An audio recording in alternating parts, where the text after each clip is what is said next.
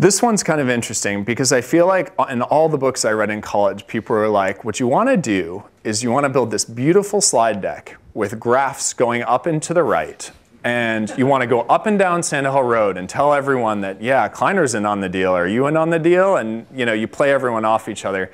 And like, when we were like going to raise money, I said to Mike, I was like, I don't want to meet with all these people. Like what I want to do is I want to seek out, and if we can actually show the reality, I want to seek out the people we really want to work with. I think instead of optimizing for things like valuation, you should consider optimizing for people.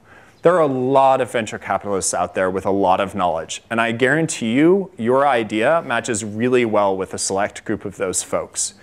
In a way, you have to think about bringing on venture capital as you're hiring part of your team. And who are the people you want to hire? And I think far too many people we talk to, even at an angel stage, are like, we need to optimize for like getting some ridiculous valuation right out of the door. And then they end up with some VC firm they don't have a lot in common with, and they don't get along, and like bad things happen. It's all about the people. And I think that's what you have to remember when you're going out to raise money. Find the people that believe in what you're doing that are going to give you the capital to achieve your goals.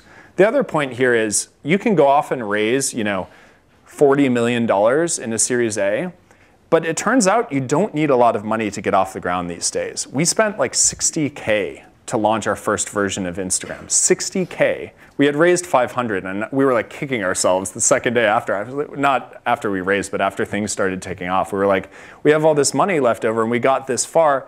Like, it turns out you can bootstrap yourself with Amazon Web Services. Like, you need like 2 engineers these days to do things well. And it turns out that you can get a lot done on a shoestring budget, especially with all these incubators and things that are happening these days.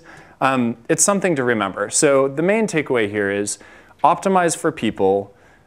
Don't optimize for valuation, because if you have a great idea, it's going to get a great valuation. You're going to do well. But those people are what make the difference.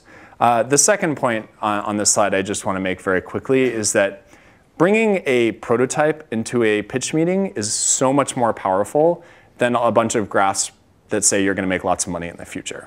Like, prototypes are tangible. Prototypes are things that people can sink their teeth into and use and react to and ask questions about. I remember, we have yet to create a pitch deck for Instagram. We don't have a pitch deck anywhere. It was always a prototype that we brought in and we showed. I think that while you should probably create a pitch deck, and that's probably not a lesson to learn from us, what's more important is that I think people really attach themselves to prototypes.